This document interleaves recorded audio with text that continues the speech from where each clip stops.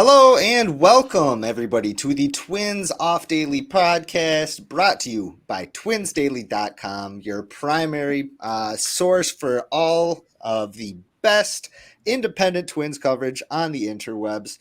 How the heck are you, Twins territory? It feels like it's been ages since I've talked to you after our All-Star Podnanza last week, which was a lot of fun. And we thank you very much for listening. I'm here with my dear friends who are with me most episodes. That's Gregory Masterson. What's going on, Greg? Let me be the first to wish everybody a happy Joe Mauer induction. I can't believe we haven't touched on that yet. Oh, did Joe Mauer go into the Hall of Fame? Not if Reggie from Lakeville has anything to say about it. Ooh, Reggie. He's fuming. He's fuming this week. I'm also joined here with Cody Schoenman. What's up, Cody? Happy Justin Marneau behind home plate day to everybody. That was fun. We saw Justin Marneau on TV a lot, not as a color commentator, but sitting behind home plate. So that was interesting. But he probably feels like he's 19 again. Yeah. He was actually on a Justin Marneau catching joke there. There we go. It wouldn't be a Twins Off Daily pod without the Justin Morneau catching joke, the classic.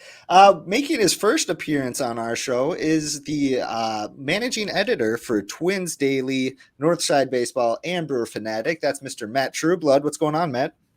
I forgot to prepare a Justin Morneau catching joke, so this will be. I was fine, but now I'm shook. There we go. Well, you know what? This will be Matt's first and last episode, unfortunately. Don't get used Matt to him, Braun everybody. In here. Exactly. Well, like we said, we're super happy to join you today on this Twins off day. We are recording this on Wednesday night. Let's talk about our walk-off question that we are going to try and answer at the end of today's episode. And that, since Matt is here, we are going with a Chicago Cub-themed question, and that is, what member of the 2016 World Championship Chicago Cubs team would you add to this year's Twins club as they push for a championship? Oh boy, there's a lot of candidates, so it'll be fun to think about. But why don't we jump right on into it, everybody? Let's go right into the rapid recap from this week.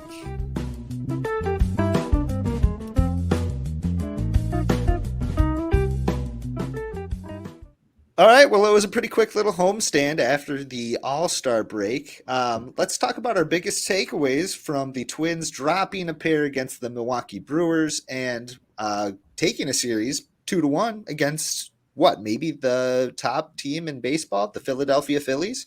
It was a really fun week at the ballpark, I got to say. I think this was we saw a lot of things we weren't really expecting, a lot of different quality, both in terms of unexpectedly good and unexpectedly bad. Let's talk about it. Who's hot? Who's not? Let's start with you, Matt. I know that you were at a couple of those Twins versus Brewer games. What are some of your takeaways there? I mean, mostly that for each team having had 5 days off running into it, or maybe partially because of that, really just fun baseball. Not necessarily the cleanest and crispest at all times, but both teams got to put on display what they do well. And it was, the first night, the pitching duel between Pablo Lopez and Freddie Peralta, that was fun. And Pablo's looking a lot more like the pitcher the Twins need him to be in the second half. So that was maybe the biggest thing of the whole weekend for me, was seeing him do exactly what he's supposed to do.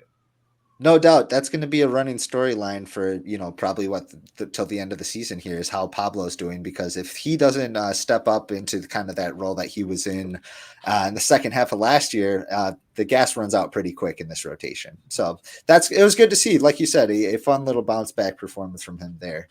Cody, any takeaways from the last couple of series? Yeah, I think looking at it, going 2-3 in these series should be like a win. I think people should consider that a win. I mean, if you want to reshake it, like say if I told you the Twins were going to go 1-1 against Milwaukee and then 1-2 against Philadelphia, I think you'd be more than content with that, right? So sure. Just flip it a little bit. I think we should be totally fine with going 2-3, especially considering Lewis, Miranda, and Correa were all out. I think this is a pretty great outcome, all things considered. I was really impressed with the starting pitching as a whole as well, to go off Matt's point. Lopez was good. Ryan struggled a bit, but overall he was fine. He's been great the whole year. I was really encouraged by Ober. especially after the first inning. He's been great this year, and he was really good against Philadelphia. And SWR was great as well. I know technically Steven Okert did start, but Festa was encouraging too. I don't know what his long-term outlook is with the Twins. And, we do expect them to get a rental starting pitcher. But I think overall, I think this is like one of the best possible outcomes we could have had for Twins starting pitching to start the second half. And I was really encouraged by that. Yeah, I like that you mentioned Bailey Ober. Maybe it's just me. I feel like he's got some of the most clear body language when he's performing as he kind of expects from himself. Maybe that's just easy to say. Somebody has good body language when they're having a lot of success, but I feel like with him, it's like crystal clear every time. And we saw some really good, just pacing and, like I said, body language as he stepped off the mound after that last inning of work there. I also like that we kind of got a glimpse of his interaction with Rocco when Rocco came to shake his hand and say, hey, you're going to be done for today. We're going to Cole Sands. And I like that there wasn't beef there. Imagine that. No conflict with a decision like that. Greg, what do we think? Any takeaways from the last couple of series? I do want to comment on Bailey Ober's body language. He's got a lot of body, so it's a lot easier to see the body language, if you will. Yeah, and the starting pitching looked very good as a whole. If you throw in, if you count Festa instead of Okert as the starter, when Joe Ryan's outing was the worst of the bunch, like that's a pretty good place to be in. Obviously, it's just 5 starts and it's right out of the break. But I Cody kind of mentioned this. The team, like they need to get Miranda and Lewis and Correa back, right? As quickly as possible. It's a totally different lineup. They're not a bad lineup by any means without them, but gosh dang it, you could see, like, as you watch the games, so many instances where it's like, gosh dang it, if they could even just have one of those guys back right now, move everybody down a peg. I mean, when you have like Brooks Lee hitting cleanup, and say what you will about Brooks Lee and his future and how developed he already is, but if you're rolling out a lineup that has Brooks Lee hitting cleanup, 15 games into his MLB career, you're probably not, you're not looking as good as you probably can. They had some fine games. I wouldn't say that any of them were great offensive games. I believe they did score 7 at one point, but there was never a point where you felt super good. I kind of have a question for you guys about how, because they struggled so much with runners in scoring position during these last few games. Would you rather watch a team that just can't hit, or a team that leaves 15 guys on base in scoring position, or on base or in scoring position? Like, which would you feel better about, and which would you rather watch? I'd probably say the latter, someone who's just always filling the bases, even if it comes with a fair share of disappointment. Yeah, I agree. I think I'd rather watch a team who leaves guys in scoring position. I remember early in the year when the Twins were hitting like a combined 191, I was miserable, and I could not last a long time watching that. So I'd rather leave guys at second and third 10 times out of 10. Yeah, don't make Cody go back. He was a mess. No. We were worried about him. April was rough.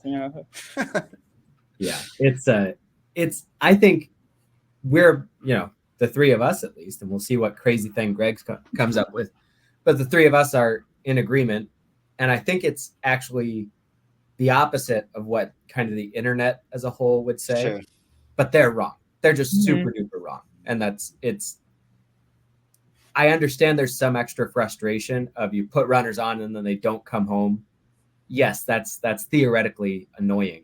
Yeah. But if you just map it onto another sport, say soccer, it's like the equivalent of being that team that's super anemic and never creates anything is you just spend the entire game with the other team attacking your goal. Yes. And you're not even creating chances on the other end. Yeah, obviously you want to score and win, but it feels way worse to just be dominated the whole time than to at least create those chances and miss by this much a couple of times. So give me the team that keeps creating things, and it's not going to last. You're not going to never hit with runners in scoring position. What do you think, I think Greg? I'd feel that I believe it's less. I don't want to say more fun. I don't know what the less excruciating to just have nobody hitting at all, because there's a little bit of you that can just check out, whereas there is kind of a roller coaster aspect of every single inning you're putting somebody on second base and then nothing comes from it. I think from a health standpoint, it's better to keep putting guys on base than and not drive them in. But from a Greg keeps his marbles perspective, sometimes I would prefer that they just don't put anybody on base and I don't have to care about it. Just say, I hope that there's some home run coming at some point and I can root for a pitcher's duel.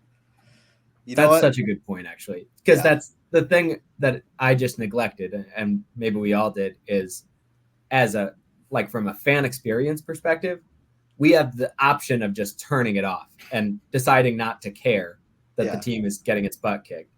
And it's much easier to do that with the team that you just know is completely moribund. I do get that. So good point. But interesting kind of tidbit to chew on, though, for sure, Greg. I like thinking about that. I don't want you to lose your marbles. I don't want us to talk about your marbles at all, actually. So let's keep talking about other events that happened. So earlier this week, it can happen. Oh boy. So earlier this week, we also got to witness the MLB draft, which was a lot of fun. So let's talk about, instead of going into the minor leaguers that we have caught our eye, let's talk about some of the draftees that have caught our eye. Let's go to you, Cody. Who's caught your eye from this year's class? Yeah, so I'm looking at the 60th pick in the draft. His name is Billy Amick. So he is a third baseman out of Tennessee, but he did start his career at Clemson. While at Clemson, he was incredible. He hit extremely well. He is overall a contact-skilled hitter. He shows some pop, but I think a lot of his value comes in the fact that he just kind of hits the ball well. He hits doubles, he hits singles, but he's more of a contact guy than a power guy. He did transfer to Tennessee to play with Tony Vitello. People love Tony Vitello. Everybody wants to play for him in the college ranks, and you can understand why Tennessee is a great program. So when he transferred to Tennessee, he converted to a third baseman. He was a first baseman at Clemson. So, he kind of got to a position higher on the defensive spectrum, which is interesting. Long term, it doesn't seem like he will stay at third base. It just doesn't really seem like he has the glove skill or the arm to stay there, which, it's fine. Third base is a hard position. Plus the Twins long term, they do have Royce. If he does stay there, they have Brooks Lee. They have other guys who can maybe convert there. So I'm interested to see where his bat could play. Maybe first, maybe left field. I do know he played some right field for Clemson.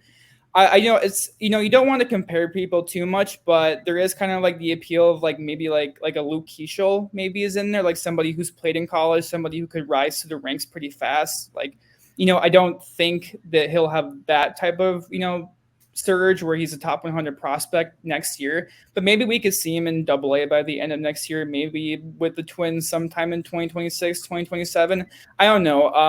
It's a crapshoot. You don't really ever know, but I think Amick, having the pedigree of playing at a school like Clemson, I think he hit over 400 there. He was great in Tennessee too. So a guy who succeeded in the SEC and, just has a really great bat skill. I'm really interested to see what he does long term. And also, I heard that the Twins would have been comfortable taking him at 21. I think that was mentioned on the MLB network broadcast. So to get somebody you were comfortable taking at 21 at 60 is really great value as well.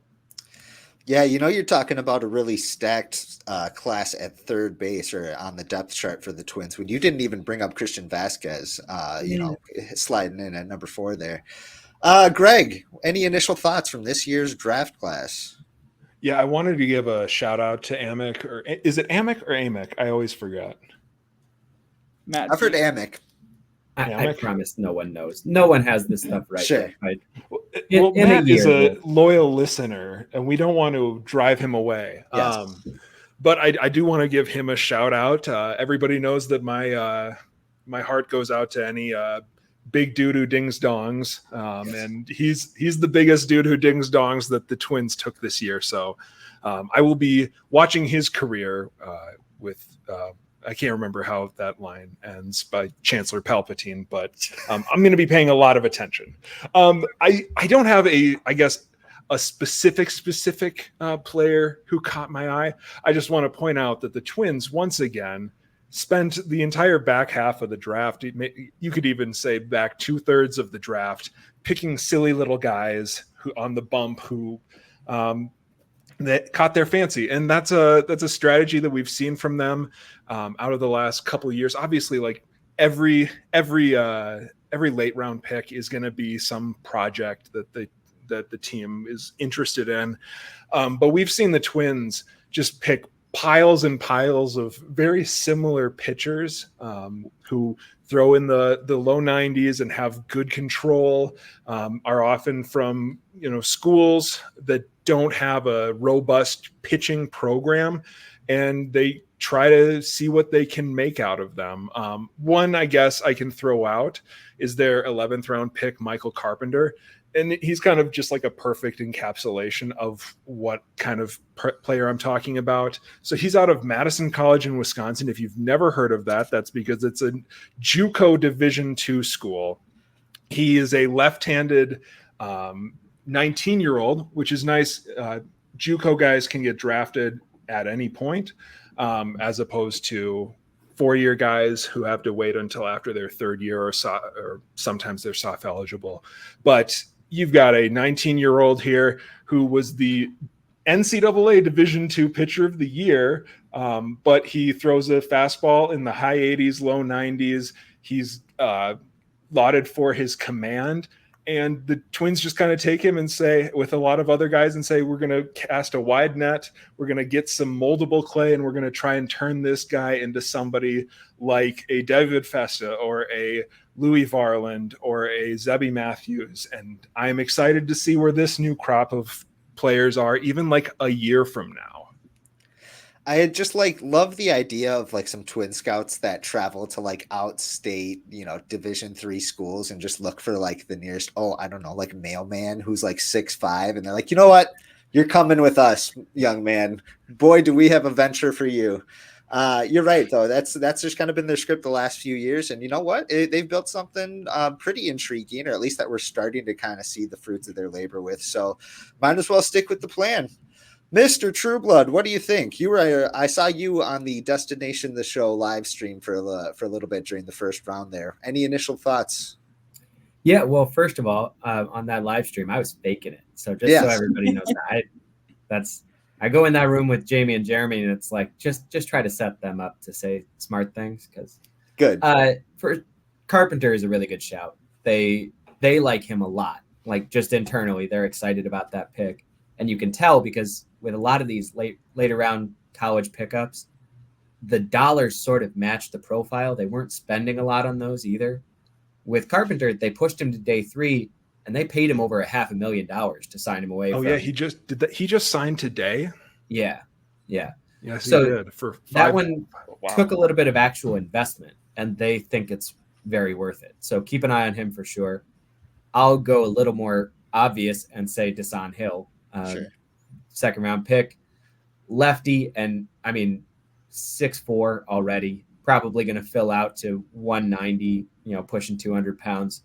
Got a chance to be a power everything, but right now it's already a fastball up to 95.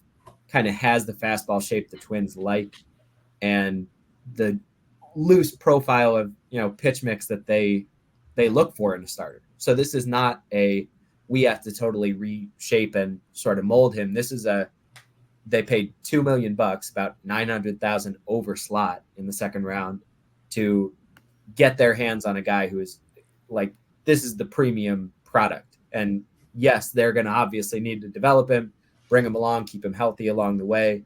But this is the flip side of that coin. It's not like CJ Culpepper. It's not like David Festa. It's very, we are going to bet on this particular dude in terms of, we want the raw materials that are really, really good. And if we can apply the same principles to him that we do to these other dudes, his upside is frontline, is ace. That's the goal here. So it's fun. That's a fun thing to see him do, even though, if the odds of that were awesome, he'd have been a high to mid first round pick as opposed to available in the second round. But you spent a lot to get him. So that's a sign that the industry knows he's good too. Yeah, it kind of feels like the Twins always have one high school pitcher from each class that kind of fits that exact profile. You're talking Marco Raya from a few years ago, Charlie Soto, kind of these younger guys with big fastball and just like a lot of projectability there. So I'm hoping that he kind of follows suit with them there, and we'll see what sort of training wheels they put on him, because that's kind of been a thing with the other two guys so far. But let's keep moving on here, and let's go over to our big inning topic for the day. We are going big game free agent hunting. We got to acknowledge that based on where the Twins are in various circumstances, it's pretty unlikely that they're going to make some, huge major franchise altering move, going out and getting this big game target. But we each came up with an idea for a major blockbuster that would be fun to see, and, fully acknowledging that it might be unlikely, but you know what? You never know. So let's start with you, Greg. Who is your big game target that the Twins should go after at this year's trade deadline, which is coming up just next week on July 30th? So I'm gonna set the bar a little probably low, compared to maybe some of the ideas that you guys are gonna throw out. But I'm actually I'm a tiny bit convinced that this is actually something that could happen. And we didn't talk about him on our trade deadline speculation show from last week. I want to talk about Max Scherzer. Now, Max Scherzer is a lot of name, right? He is coming back off of an arm injury. He is not the Max Scherzer that he used to be. What is he? I believe he's 40 years old right now. And he's on the hook with the Rangers. The Rangers are covering like $20 million of his $43 million contract this year. He just returned from injury last month. And yes, he's not going to be the Max Scherzer that he was 15 years ago, which is, I can't believe that Max Scherzer is somebody you get to talk about 15 years ago. Because I remember when he was coming up and everybody was excited about him being a kid. And it just bums me out every time a player hits this point. It was the worst when Walter Johnson hit that for me. But I would love to see them go out and get Max Scherzer. And we've talked a lot about how, if you're looking for somebody who's a playoff arm, it's got to be probably somebody who's Bailey Ober or better. And there are probably some questions about whether Max Scherzer still has that in the tank. And I'm not like one of those people who, says, oh, well, the playoffs are going to start and Max Scherzer's this magician and he's going to tap into some superhuman playoff mojo and he's going to dominate like he was 15 years ago.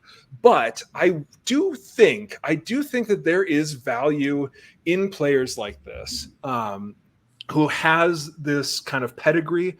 There was actually a study about 20 years ago by Shamsi and Manor in 2013 that looked at MLB organizations and broke down what they called tacit shared knowledge, which is basically like you as individual players have experiences and they can kind of share that experience with their teammates.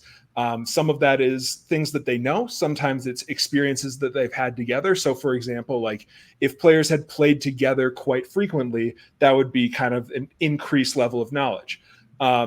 If teams had good winning percentages last year or the last 3 years, played in big markets, that can be kind of quantified as knowledge. One of the things that they looked at, though, as a tacit shared knowledge would be recent playoff experience and playoff experience in general.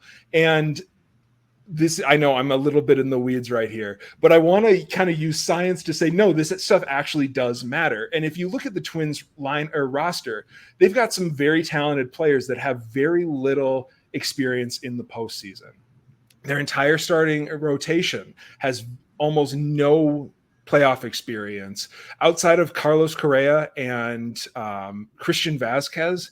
There isn't really a guy who's been there before who they can kind of look to for answers or look to set kind of an example. I would love to see Max Scherzer in a Twins uniform for the end of the year and into the postseason, kind of almost like in a hybrid mentor role where he's still doing his thing, but he's also kind of providing something that the Twins don't really have, especially on the pitching side right now.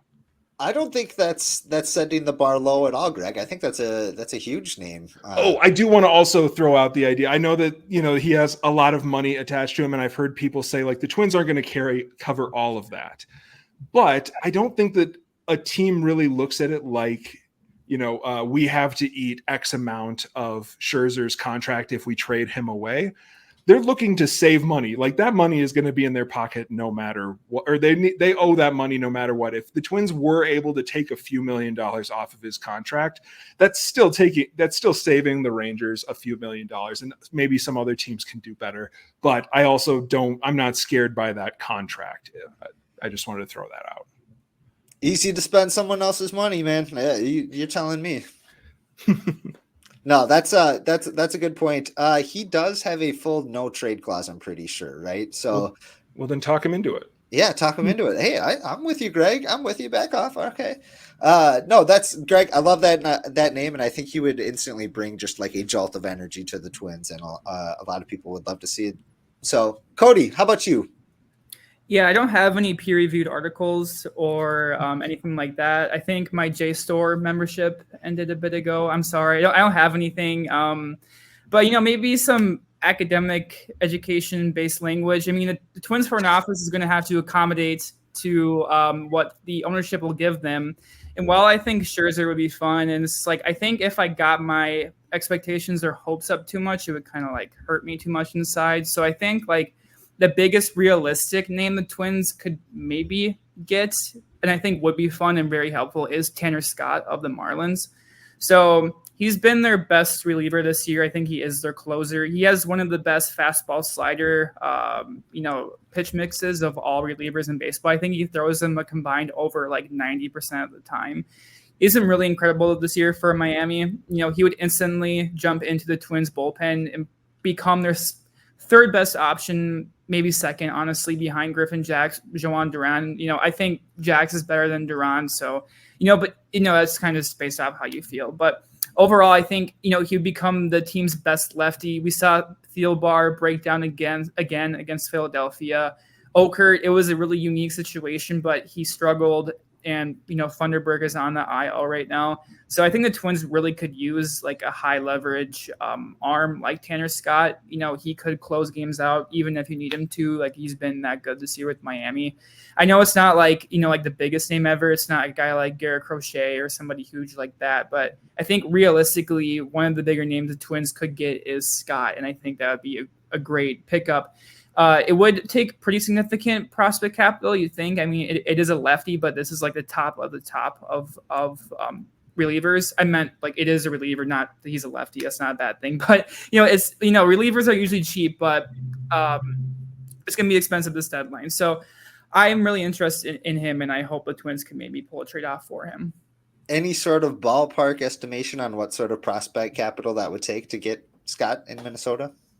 I mean, you could do, I'm guessing maybe multiple mid-teens to early 20s guys, maybe somebody like, if you want to throw out maybe Andrew Morris, somebody like that could headline it, maybe Rain Doncone, the infielder in the low minors, maybe somebody like that, just more well-known names. But I think he's the type of package where you could throw together maybe 3 or 4 guys, maybe similar to what the team gave up for Jorge Lopez, and get him through that avenue.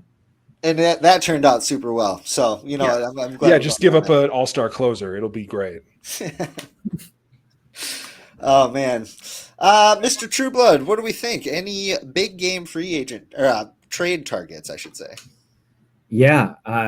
Gosh, the bar is set so high. I don't know how I'm going to top the decrepit corpse of the 2-color-eyed man or half a season of a closer, but I'll try. Justin Steele of the Chicago Cubs. Let's go. Justin I was Steele, hoping you'd bring him up. Left-handed ace with 3.5 years of team control, just celebrated his 29th birthday. There is one pitcher in the major leagues who has pitched at least 250 innings over the last 2 calendar years who has a lower ERA than Justin Steele, and the Twins should go acquire Justin Steele. Put him right next to Pablo Lopez in the front end of your rotation.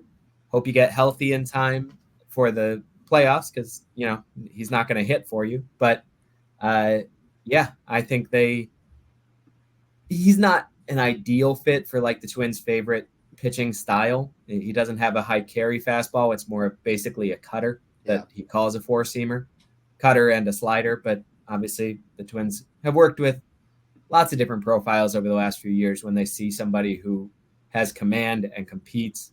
Justin Steele's got kind of left-handed Sonny Gray vibes when it comes to mentality on the mound and just he'll make something up. I mean, he'll throw a completely different pitch than he's used to in a certain setting if it's what's going to get the key out. And I think it'd be a great moment for it. Now, you're going to ask, what's it going to cost? It would cost a ton. It would cost, I mean, you don't have to go much farther than this, but you do have to start with either Brooks Lee or Emmanuel Rodriguez. Yeah. And that's assuming that Walker Jenkins is off limits, and we just can. I think that one probably is too much. But one of those two, Lee or Rodriguez, that's the kind of player that would convince the Cubs to part with a guy that they have team control over for the next 3 seasons still. He was a Super 2, so he's already making $4 million this year. But obviously that's, it's a small bite for the rest of this season. Yeah. And then if you wanted to, because this guy's a late bloomer, he's an extremely similar situation to Pablo where you could get him on a relatively team-friendly extension if that's what you want to do over the winter or next spring training. But one way or another, you bring that guy in and you've sort of created this 2-pronged anchor for your rotation for the next few years in him and Lopez. And everything else gets easier. When you've got 2 guys like that who miss bats, who create weak contact, they make your defense better because your defense doesn't have to knock down a lot of scorching line drives.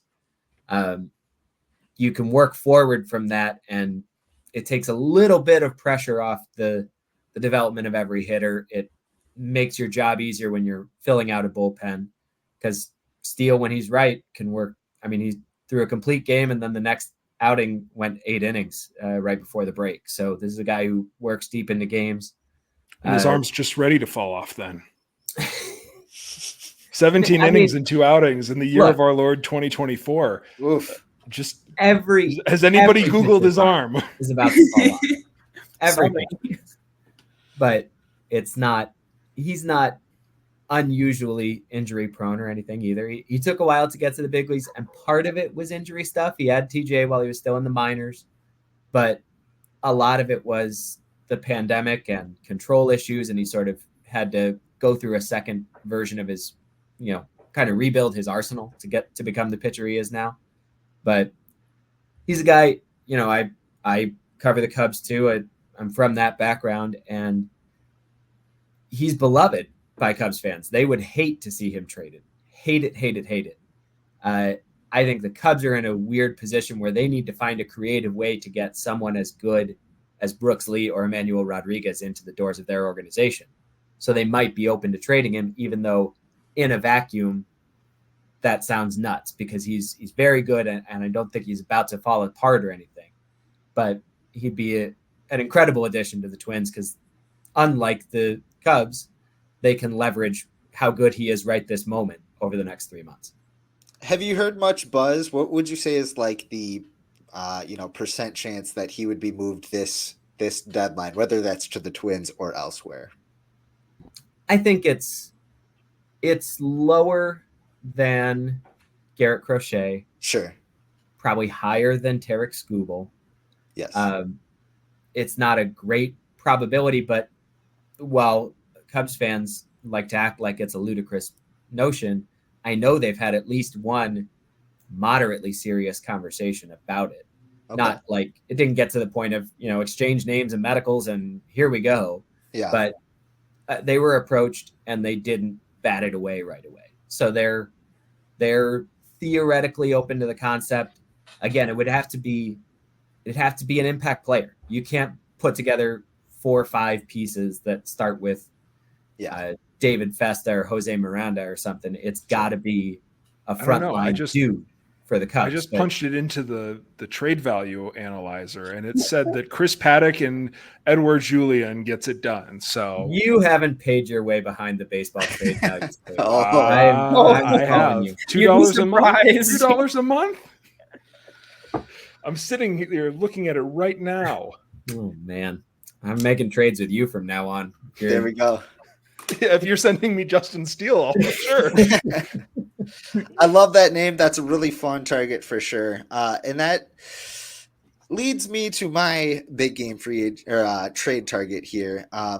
This extremely unlikely, obviously, but I am so intrigued by Hunter Green of the Cincinnati Reds, and they would be ludicrous to trade him. I know he's a 24-year-old starting pitcher on a very team-friendly extension. And I'm talking super friendly. What is it, like 6 years, 53 million, something like that?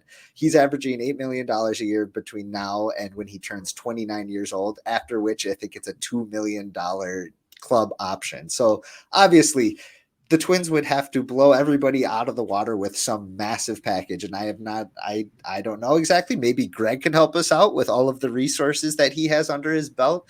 But you're talking about a starting point of two of the Twins' top 4 prospects, and that's a get-in price. And then you're talking about probably another MLB, established MLB player, young player with lots of team control to add to that.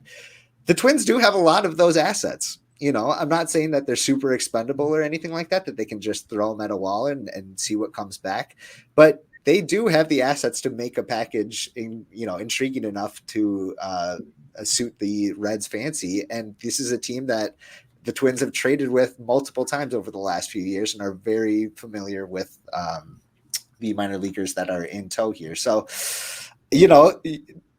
it might have to start with Walker Jenkins, which, like we said, is off limits. We don't even need to bring him up. But then you're talking about Emmanuel Rodriguez, Zebby Matthews, Luke Keeschel, some of these guys that are really shooting up the boards, which teams like to acquire in some of these trades. It's not just the number 5 prospect. It's the guy who started the year at number 11 and is having an excellent, campaign that shoots him up the board. So you're talking about a huge package for a really young, ace caliber pitcher in Hunter Green. He's got a 3.14 ERA this year. He's got like a 28% strikeout rate. So I think he would be very, very exciting. But that price tag would be huge. What do you guys think? I think there is some merit there. The Twins did reunite Correa and Buxton, and now they can reunite Lewis and Hunter Green. Ooh. And they can finally convert Hunter Green to a shortstop. So now we can have a two-way. No, I'm just kidding. That'd be cool, and it would need to require Walker Jenkins, I think, for sure. But I just think it's impossible. But in theory, I would love Hunter Green for sure. Yeah. The trade value. Oh, go for it, Matt. Oh no, you go. Oh, I was going to say the trade value website. I'm actually a defender of the trade value website in its intended use. If you ever see a screenshot, it's bull crap. But I do like to use it to just kind of get a ballpark estimate of how valued players are. And I disagree with them sometimes, but it's at least just like a nice little resource. Apparently, according to the baseball trade value simulator, if you wanted to send them Jenkins and Emmanuel Rodriguez, that would be a fair value. If you are not wanting to send Jenkins, and I just went with guys who were not on the major league roster right now, but the package that I was able to put together was Emmanuel Rodriguez, Luke Keeschel, Zebby Matthews, Rain Doncone, and Gabriel Gonzalez.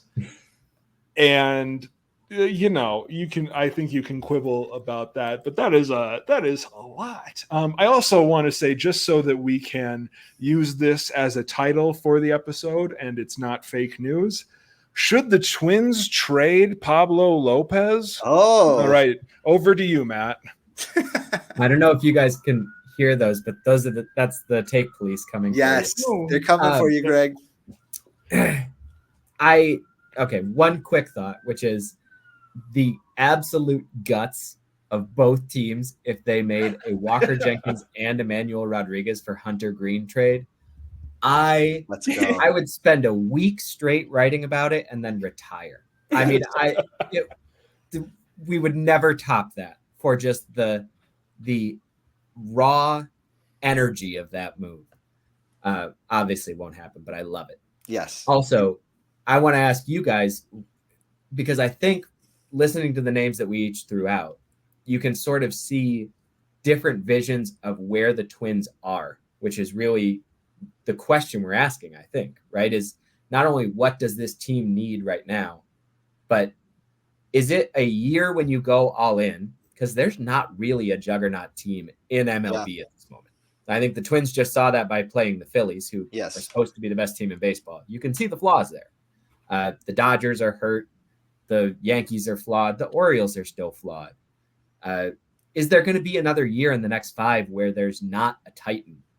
And I don't think there is one right now. So is this just an all-in year if you're in a position kind of like the Twins where you know you're going to make the playoffs and you've got a chance to position yourself better and go in strong? Is it, are you still thinking create sustained success and like we want to be good for the next decade and make the playoffs 8 of those 10 years and that kind of thing? Or is it create a window in the next 3 years where you hope you win a championship and you're in the ALCS every year? And that's the goal, even though you're going to pay a price afterward, Think like medium term as opposed to very short or long. I think that's the question we're all actually trying to answer when we're picking these targets, because each of these would represent a commitment to a different strategy. You know what? I like to think that Greg only has so many more years left on this planet, and we got to make it happen now. We got to win now. Oh, goodness.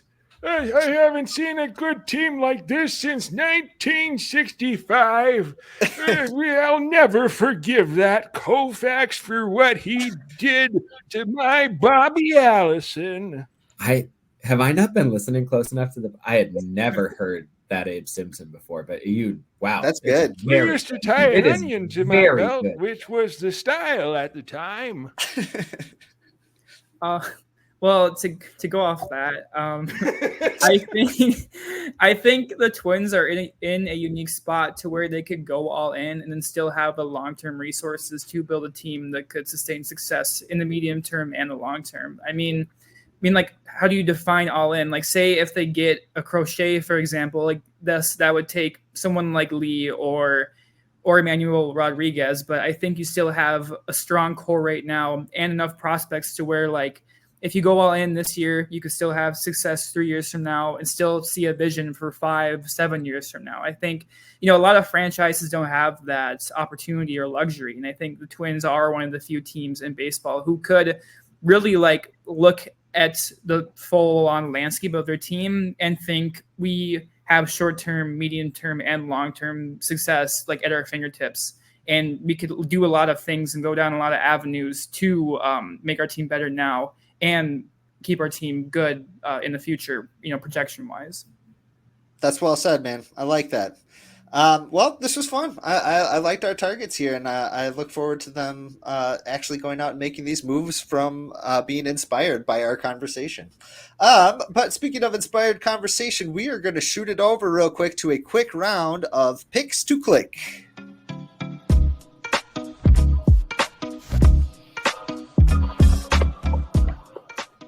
Okay, so for picks to click, we are going to track a given category between now and next week's episode. But let's do a quick recap of the last episode selections. The question was, what type of player will the Twins draft with their first pick at number 21? Greg guessed that they would select a high school hitter. Hey, is anybody else having trouble hearing Lou? Yeah. Lou, your audio is all choppy. Uh-oh. Oh, now it's coming through. Are we back? Yes. Yes. That was weird. Back to your sexy sounding self. Oh, perfect. Sorry. Producer Lenny must have kicked a cord or something here. Okay. Through it. So we are doing picks to click. The given category that we were tracking last week was what type of player will the Twins draft with their first pick, which was at number 21. Greg guessed they would get a high school hitter. I guessed that they would pick a college pitcher. and Theo guessed that they would get a college hitter. And obviously they got Kalen Culpepper at number 21. Theo took those points.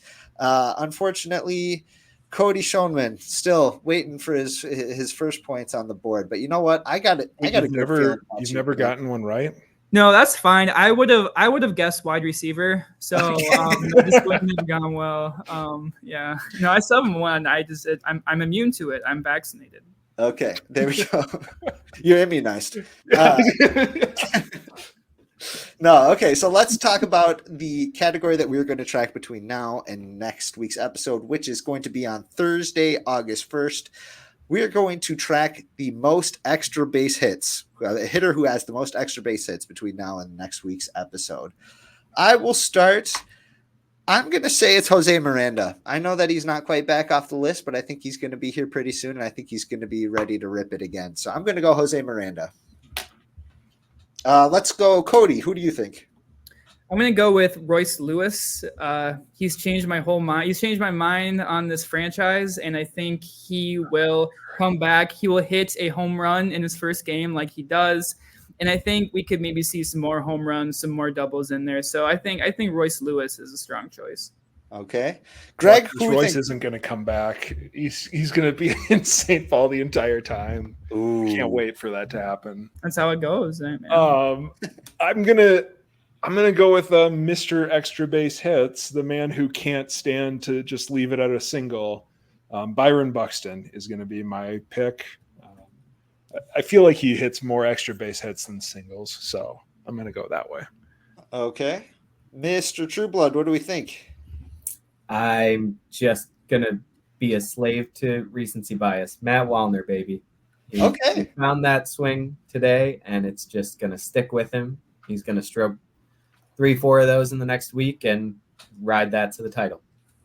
You know what? That would be a welcome development. I have really enjoyed seeing the changes that he made. It's been fun to see. So, okay, well, we will track that. But for right now, we are going to move on to everybody's favorite segment with the best entrance music that we have, and that's Gregory's Gripes.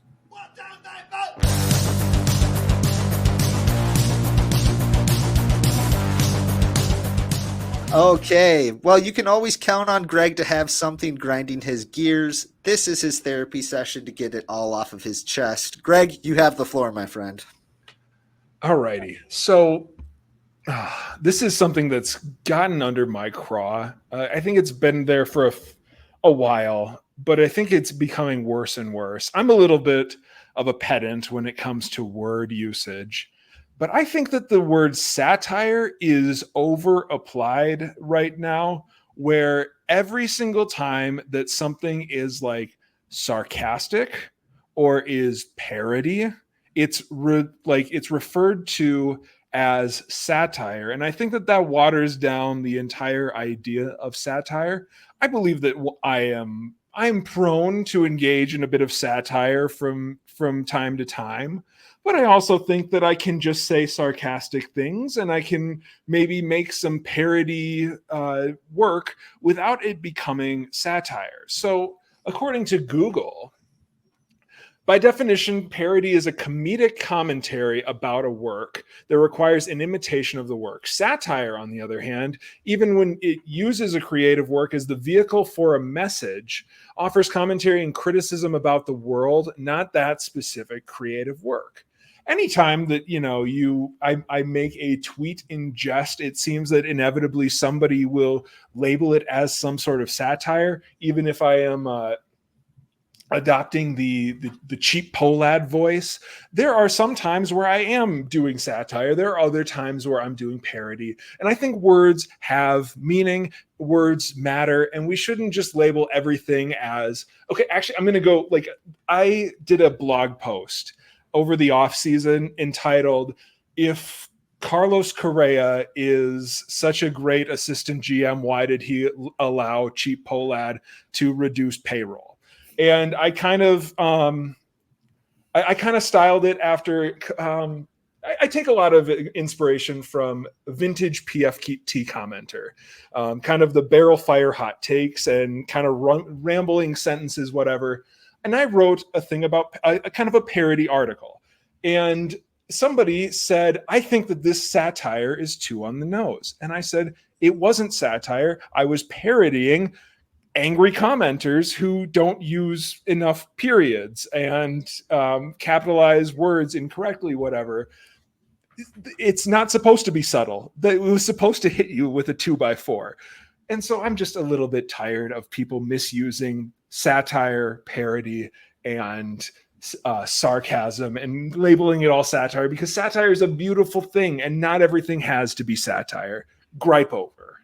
You know what? That was good. I'm glad you got that off your chest, Greg. You know, satire, I feel like you're poking fun with a purpose, and I guarantee that nothing we ever say has much of a purpose. So I think we should just leave it at that.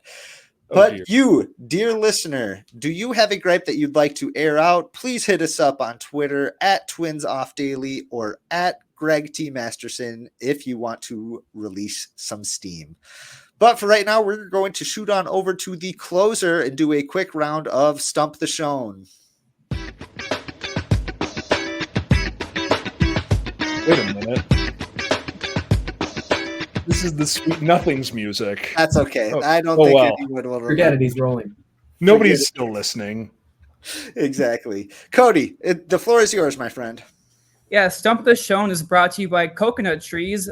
Greg is so old that he did fall out of one, actually.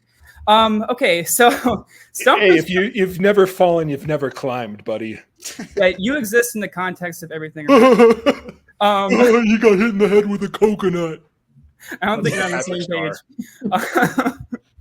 Okay, so the premise of the show is that where I come up with a topic, and the three contestants, which is you three and me, the shown, we each get a chance to give an answer once at a time. And it goes until all the answers have been given or all contestants have been eliminated or give a wrong answer. So, for example, if I say people or players who have pitched for the Twins this year, and Lou said Joe Ryan, Matt said Pablo Lopez, and then Greg said Matt Belisle. J-Hap, he'd be wrong, and then we keep going until somebody else gets it right. So I will be participating. I do have access to the answers, so I can't win, but I will be naming names and giving answers. So, okay, so here is the topic, and I will give you guys a couple of seconds to think of it. So in honor of Joe Mauer being, inducted, into the MLB Hall of Fame, he is one of 4 players to have been born in St. Paul and make it. So the topic is Minnesota-born MLB players who played for the Twins. Oh, let's go. I'll give you a couple seconds to think of names, and then I will start off, and then we'll go with me to Lou to Matt to Greg, and then back to me. That's how we'll go in order. How many total are there? How many answers? 32. Whew. Okay. You say it's starting with me? I'll name a name first, and then we'll go to you. So, okay. Number 1 is good old Charlie Walters. Okay. I'm going to go Kent Herbeck. Yep, Minneapolis. Matt? Joe Mauer. Yep, Joe Mauer. That was one. You're not the obvious. I'm going to go Paul Molitor. Yep, Paul Molitor. Yep. Okay, back to me. We will go with somebody named, his name is Mike Mason from Faribault. Oh, of course, Mikey. Yeah, Mike from Faribault. Okay. I'll say Dave Winfield. Yep, Dave Winfield, St. Paul. Matt? Caleb Thielbar. Yep, Randolph, man. Greg? Sorry, Lou, who did you say? Winfield. Oh, okay. I'm going to go with Wallner. Yeah, Matt Wallner, Forest Lake. Okay. You guys remember Cole DeVries or Cole DeVries? He's from Eden Prairie. Dang it. I shouldn't have. That's my bad. Okay, Lou? I'll go Sweet Lou Varland. Yep. St. Paul. Matt? Yeah, okay. I was all set to take Cole DeVries, so yes. Give me a minute. Did we say Paul Molitor already? Yep. Okay. All right. Okay. All right. There's still a very big one. Winfield? Did we say Winfield? We said Winfield, yep. So unfortunately, Matt's out. Okay, so now on to Greg. Greg, who do you got? I'm going to go Black Jack Morris. Yep, Jack Morris, yep. one of the 4 Hall of Famers. Okay. So another one. Let's see here. We got Brian Raby from New Ulm. Ooh. Blue. Okay. From St. Paul itself. Can I say Aaron Gleeman? He's from St. Paul. I'm gonna say he's part of the team. I mean, no. No. Okay. Greg, see if you can win it. Buddy, man, I'm not a Minnesotan. This is not my trivia. Oh goodness. I'd say there's one more like big one that you could probably say that would make sense, but it's tough.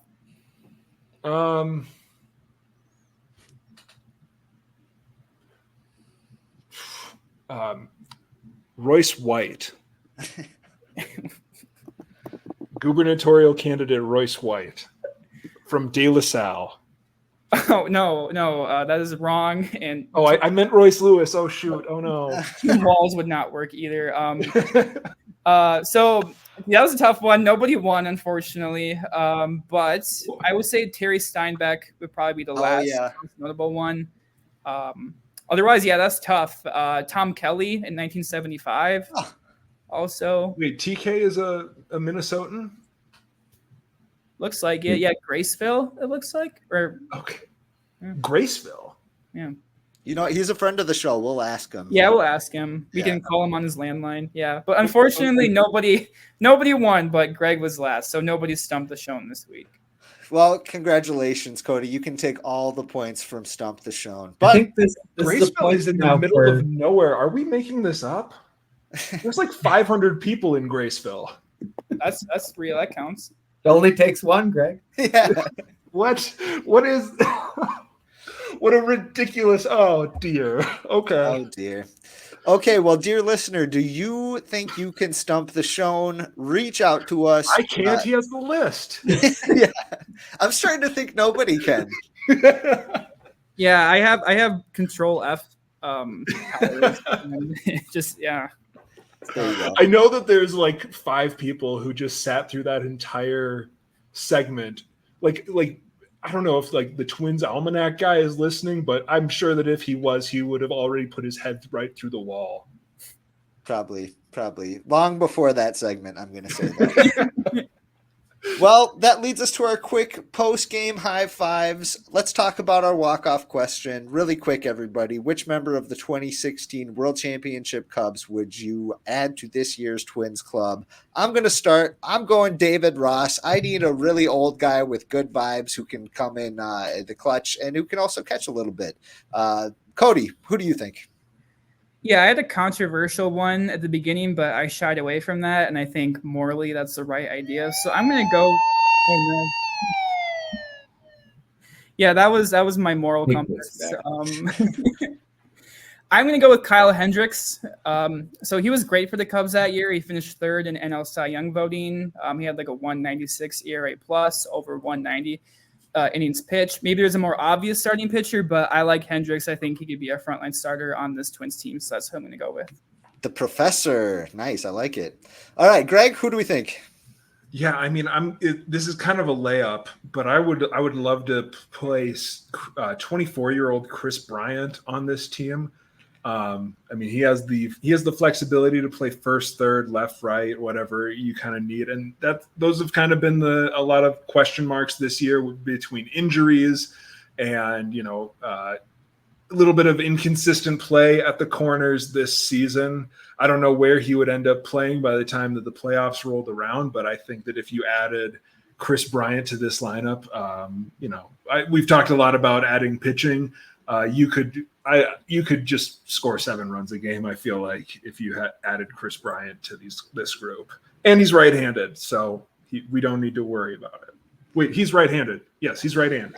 Yeah. So maybe he'd run poor Manny Magoo out of town.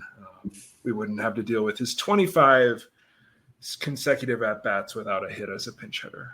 Can't get rid of Magoo. What are you, crazy? He's the glue of the clubhouse, man. Manny Magoo. Matt, okay. I'll get you that article very soon. Yeah.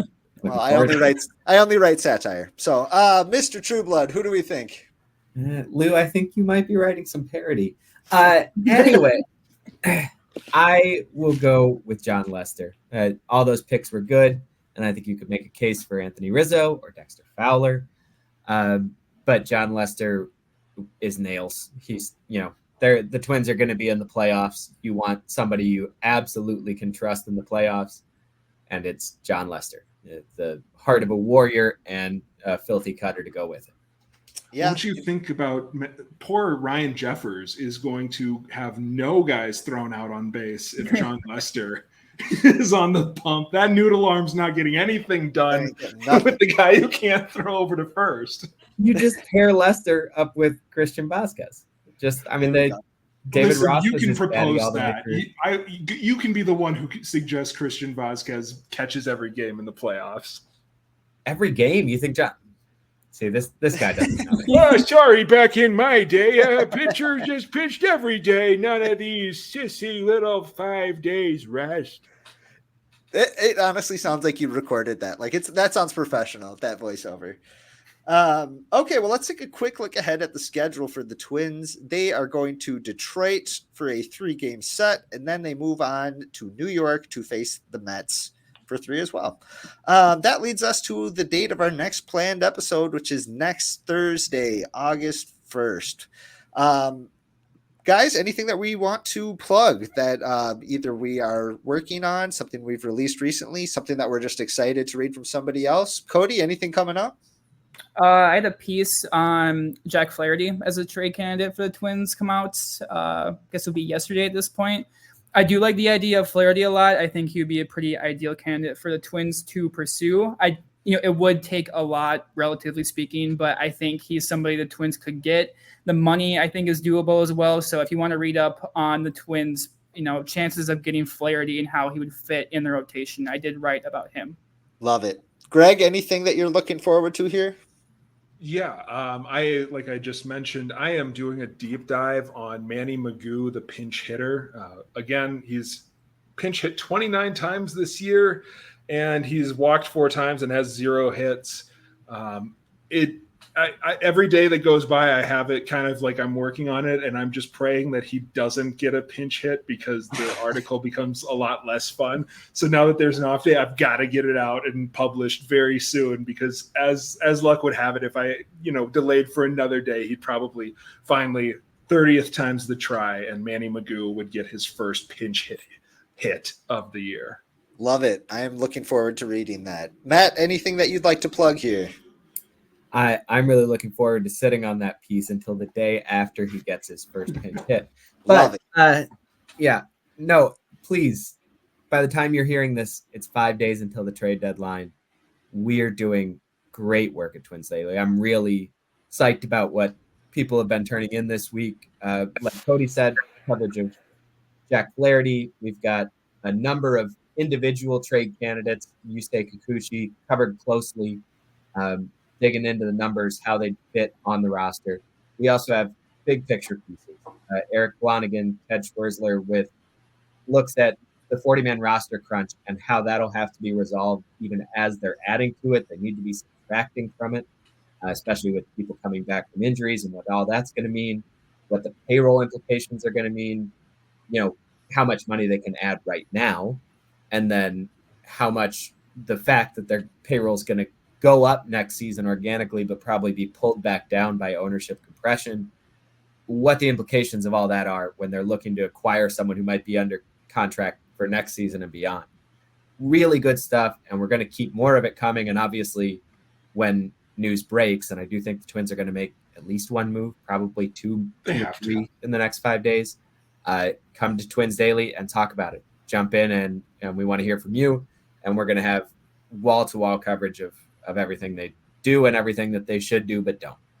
Yeah, it's going to be a really fun week, and we hope that you can join us. So, dear listener, thank you so much for joining us on the Twins Off Daily podcast. Please recommend us to your friends and family. We're always looking to keep growing this community here. But until next time, stay sweet.